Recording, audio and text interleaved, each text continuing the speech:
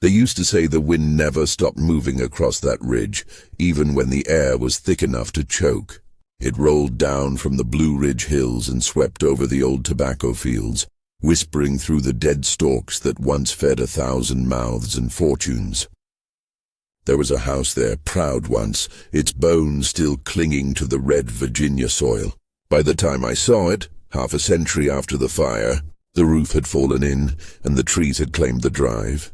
But you could still see what it was meant to be, a monument to a man who thought himself untouchable. They called him Master Harlan Whitlow, a name that had weight in 1847, when Virginia still believed its own illusion of endless power. The Whitlow estate stretched farther than the eye could see, all rolling green and river shimmer. To the neighbors, Harlan was a pillar, a man who knew cards better than the parson knew scripture, whose word could buy silence, whose hand signed deeds and debts in the same motion. To those who worked the land for him, he was something else entirely, a presence too large, too certain, a god with whiskey on his breath. The story of what happened to him and what he did to those bound to his pride didn't begin with one hand of poker. It began long before that, in the slow decay of his own soul. The cards were just the final spark in a house already soaked in oil. When I was a child, my grandmother spoke of him in hushed tones, as if he might still be listening from the soil. She remembered the nights when the lights of Whitlow Manor burned long after midnight, the laughter sharp, the voices low, the sound of carriages coming up the drive. Men from Richmond and beyond, cotton men, bankers, planters with gold teeth and darker hearts. They came for his cards, for his bourbon, for the dangerous thrill of watching Harlan play with luck like it was his servant. But the luck had begun to turn. The crops failed 2 seasons running. The river flooded, taking half the lower fields. There were whispers of debts piling like storm clouds, of money owed to men who didn't forgive easily. Even so, Harlan smiled. He had that kind of smile, the kind that could make ruin look like a game. His daughter Evelyn was the only light left in that place. 19, maybe 20, with her mother's gentleness and her father's temper barely hidden under lace and manners.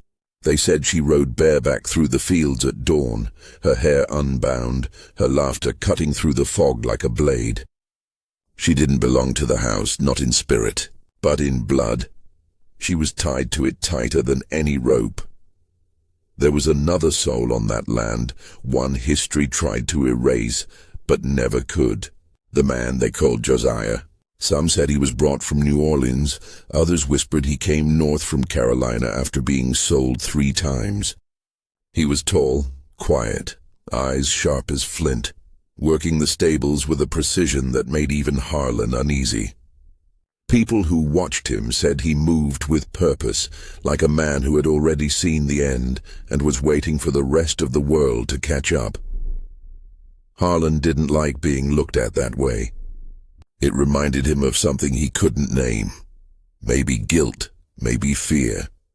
So he tested Josiah often, pushing him, punishing him for imagined slights, using cruelty as a way to reassert his control.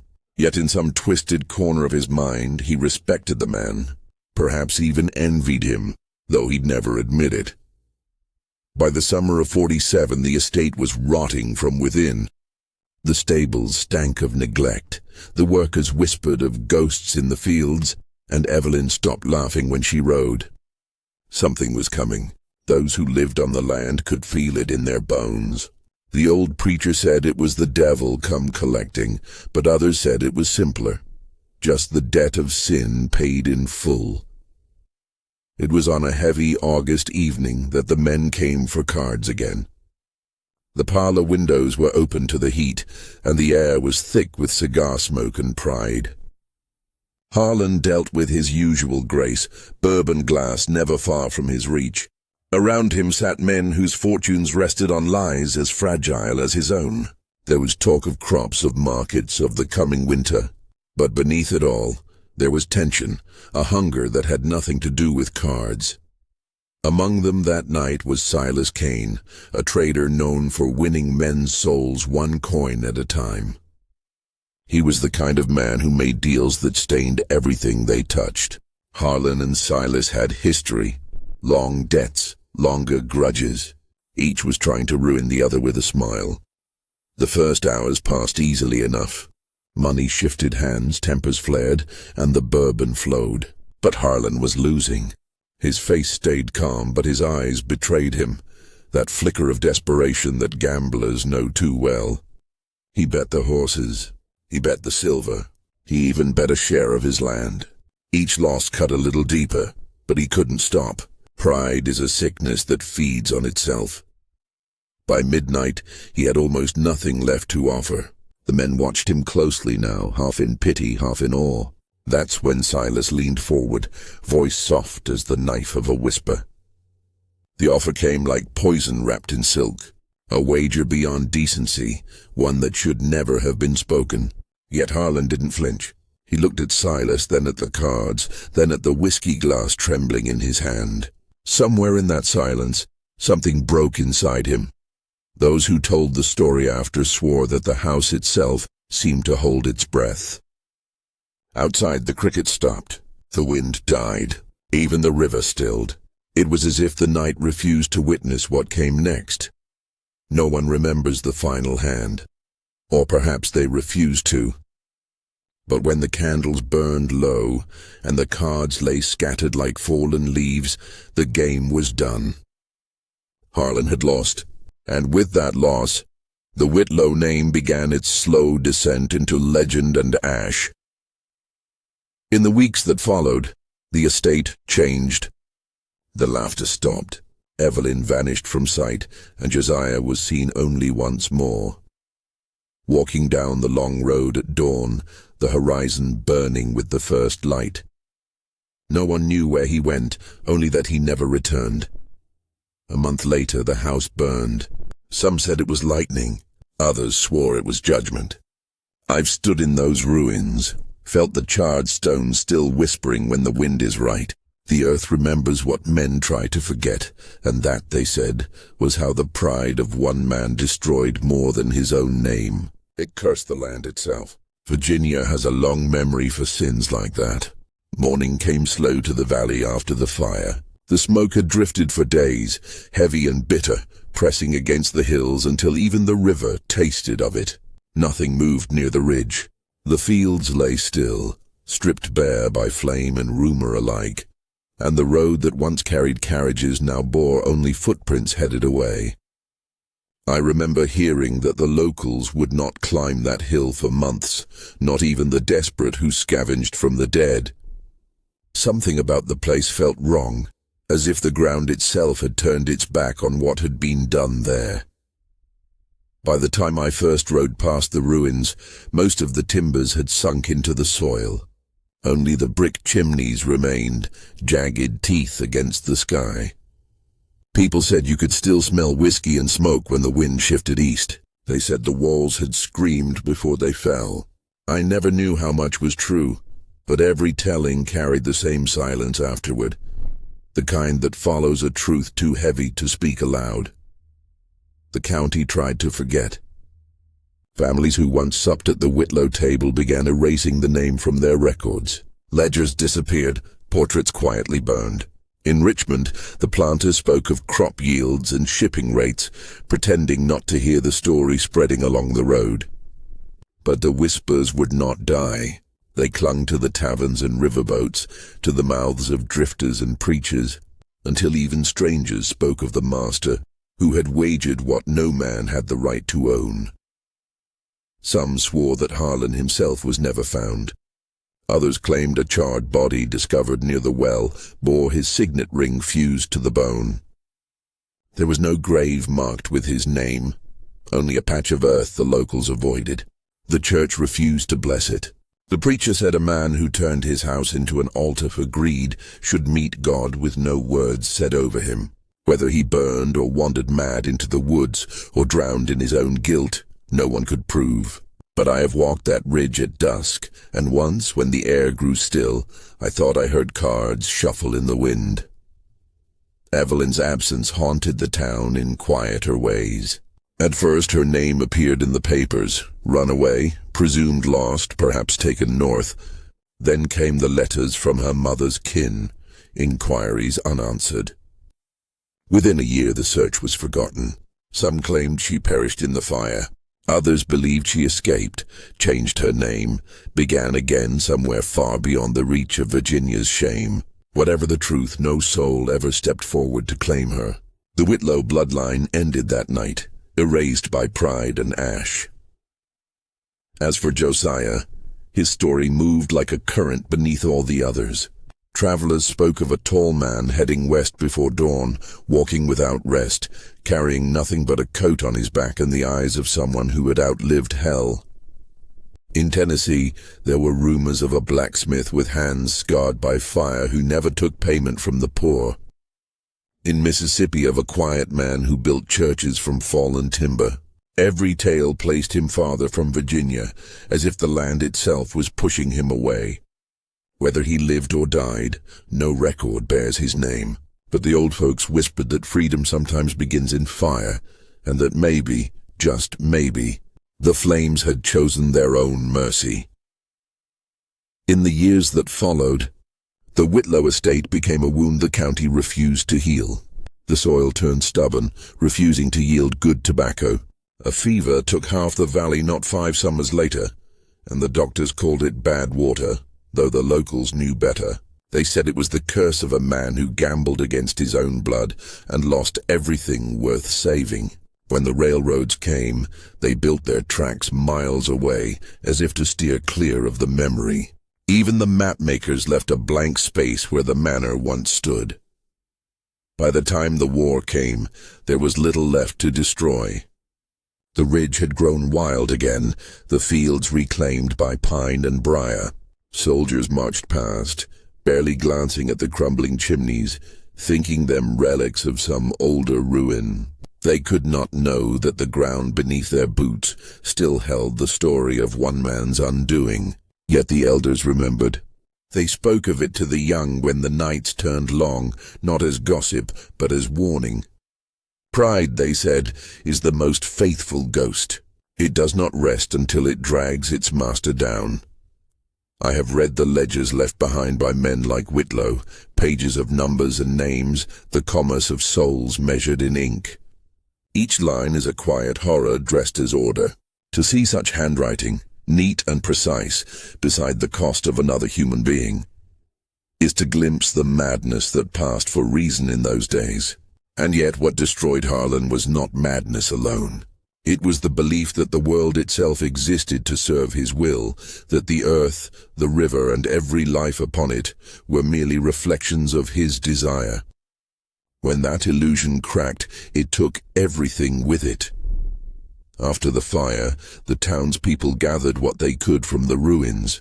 They found coins melted together, silverware fused into grotesque shapes, and a single playing card, half burned, its spade still visible. Someone nailed it to the door of the old courthouse, a silent indictment.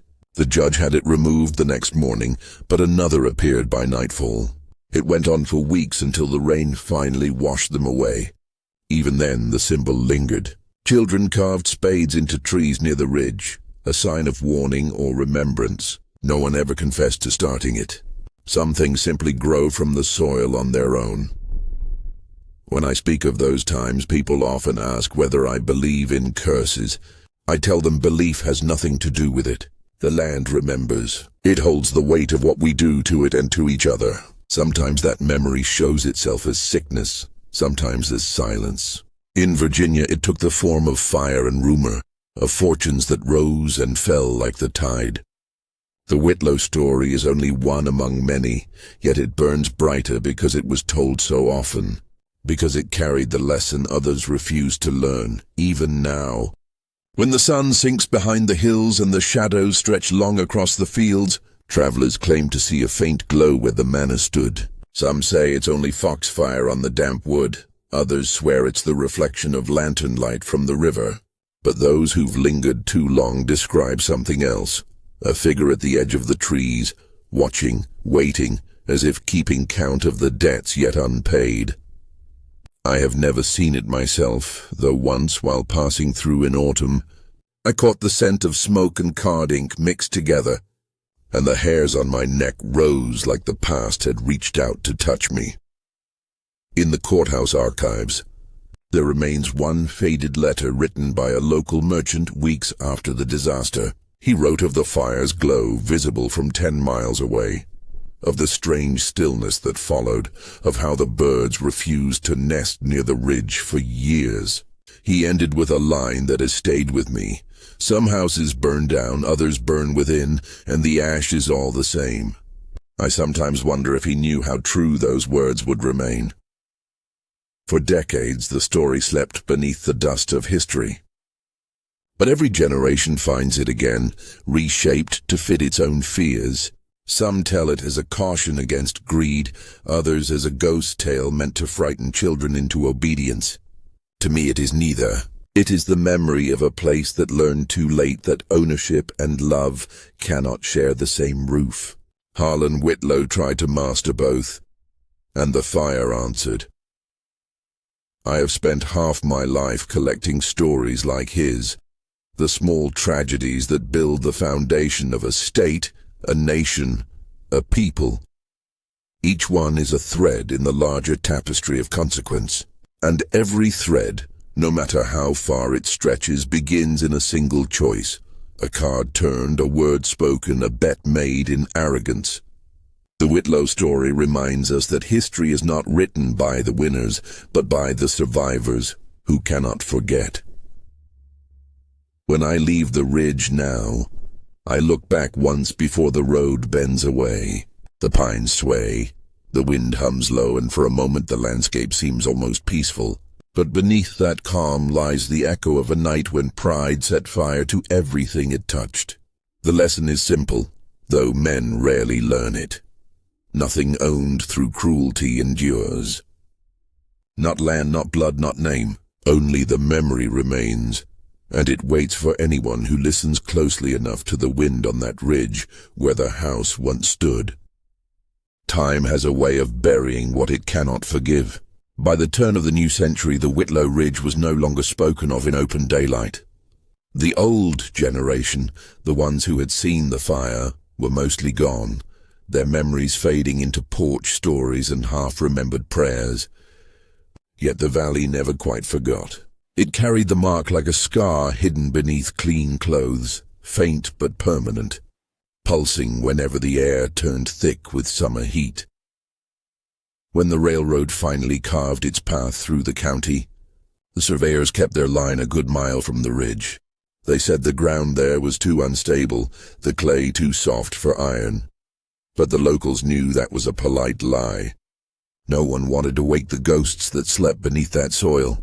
The station was built downriver instead, and a town sprouted around it, small shops, a post office, a sawmill humming through the evenings. They named it Fairhaven, though no one could explain why a place so near to ruin deserved such mercy. Maybe the name was a wish disguised as geography. Fairhaven grew, but every growth carried the weight of something unspoken. The first mill owner tried to plant tobacco on the ridge, thinking profit would wash away the superstition. His crop blackened in the ground before harvest. Another man raised cattle there. The herd sickened within a season. Eventually they let the trees reclaim it entirely, and by 1880 the ridge was forest again, tall pines whispering over the bones of the manor. Children dared each other to climb it at dusk. Most came running back before they reached the crest, swearing they heard the faint click of cards in the wind or smelled bourbon and ash. The older folks pretended to laugh, but the laughter always died quick. At church picnics, when the conversation wandered toward sin and consequence, someone would lower their voice and say, "There's still smoke up there on quiet nights." The preacher would frown, remind them that God forgives all who repent, though his eyes never strayed toward the ridge while he spoke. I came to Fairhaven as a young man, eager for work and a fresh start. The town looked ordinary enough. Dusty roads, iron tracks glinting in the sun, the smell of pine tar and sawdust heavy in the air. Yet the first evening I spent there, I noticed how the wind shifted at sundown, curling up from the valley like a breath held too long.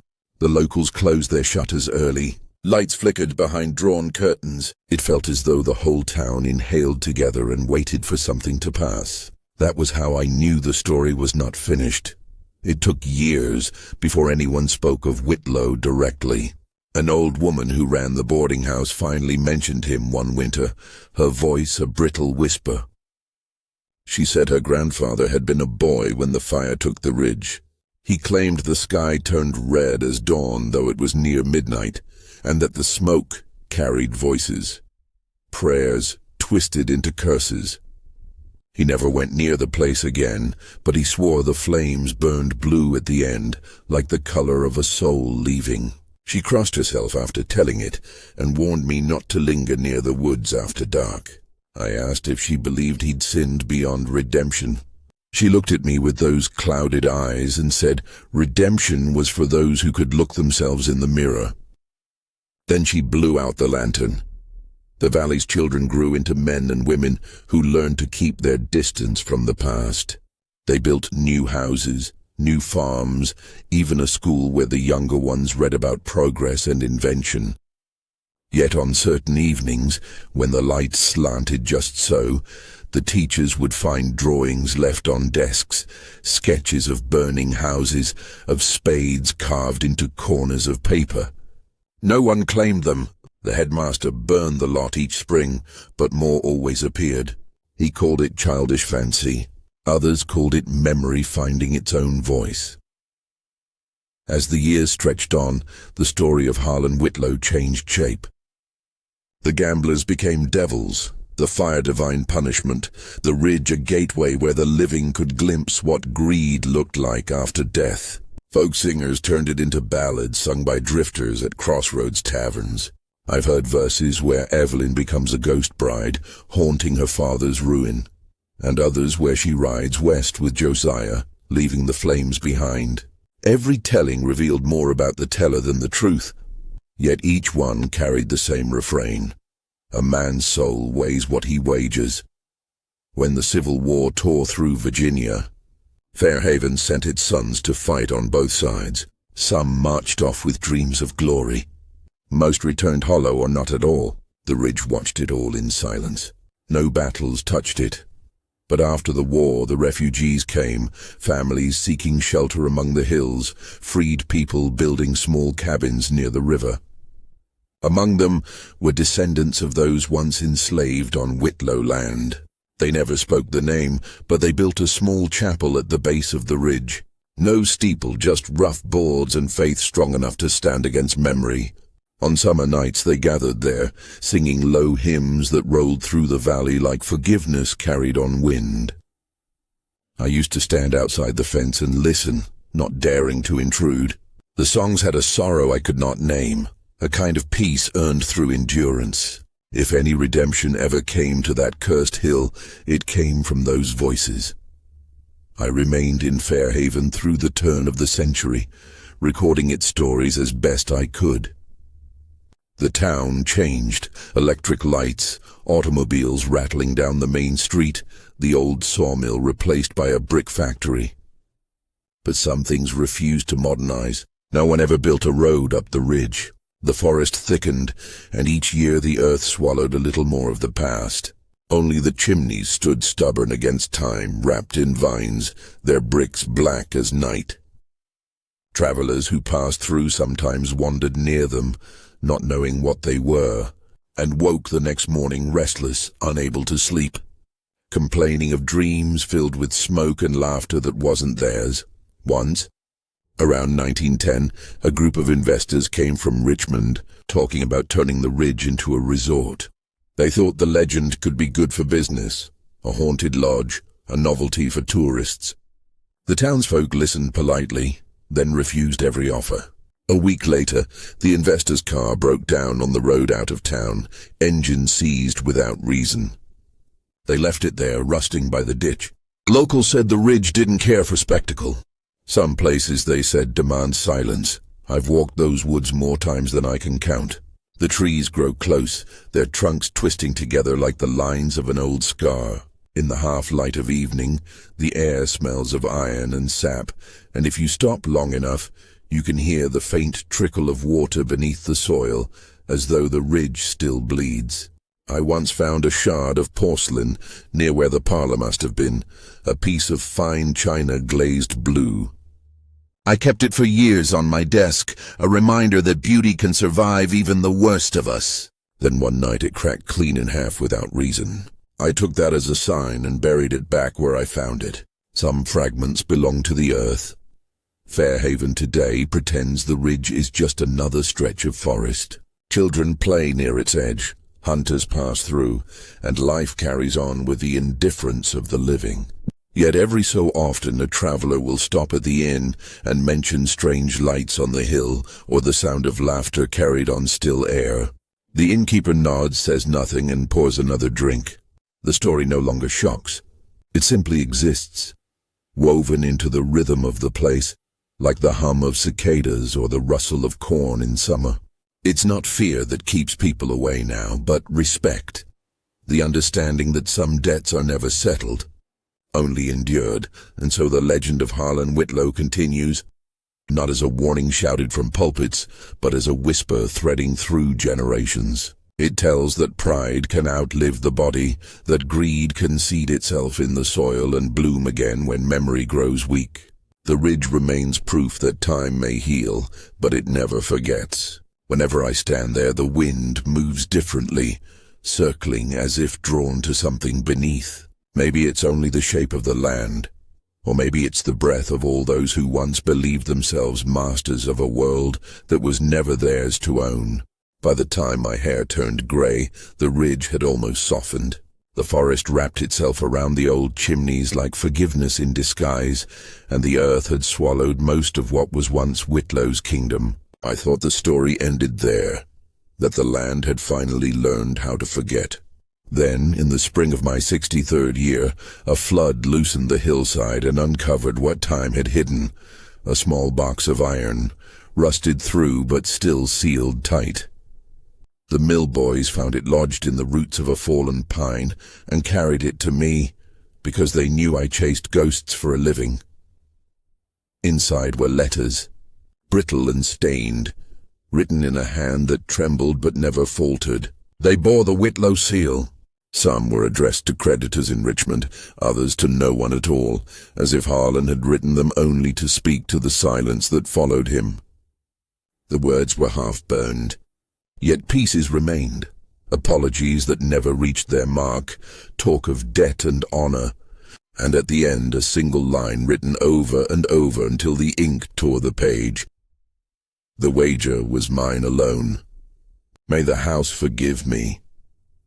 I read them under lamplight, the rain whispering against the window, and for the first time I felt pity for the man I had long turned into legend. He was not the devil the valley imagined, only a man who mistook ownership for destiny. Pride had driven him, yes, but so had fear, the fear of losing what he thought gave him worth. In those ruined letters I saw not a monster, but the pattern of every tragedy that ever shaped this place. The need to control what cannot be possessed, the refusal to see others as equal souls, the belief that fortune could be commanded like a servant. That was Virginia's sickness then, and in some corners it lingers still. I took the letters back to the ridge at dusk. The air smelled of wet earth and pine sap, heavy after the storm. I laid them where the foundation stones met the roots and set a match to them. The flame rose soft, blue at first, then gold. It didn't roar like the fire that had ended the house. It sighed, as though the land exhaled after a long-held breath. When the last ember died, the wind shifted and carried the smoke east toward the river. The forest went quiet. I waited for the old unease to stir, for the cards to shuffle in the dark. But nothing came, only the rustle of leaves and the slow retreat of daylight. Walking down the ridge, I felt the story finally settle into its proper weight. Not a curse, not a legend, just history closing its own book. The valley below shimmered green again. Fields tilled by hands that owed nothing to the ghosts before them. The chapel at the base of the hills still stood, its boards weather-silvered but strong, hymns drifting faintly through the trees. The past had not vanished. It had been absorbed, its lessons sown deep in the soil. Sometimes travelers ask why I stayed all these years, why I keep returning to a place that's swallowed so much. I tell them it's because the ridge teaches better than any sermon. It reminds me that ruin and redemption grow from the same earth, that no man's power survives the weight of his own wrongdoing, and that memory, when faced instead of feared, becomes the beginning of peace. When I reached the road that night, the moon hung low over the pines. The chimneys behind me stood dark and still, and for the first time in my life I did not feel watched. The wind came down gentle from the hills, carrying the faint scent of ash and river water, and I understood that the land had at last forgiven itself. And so ends the tale of the master, his wager, and the fire that reshaped Virginia. The house is gone, the names mostly forgotten, but the lesson endures like a quiet echo. Everything built on possession will one day burn, and from its ashes something freer will rise.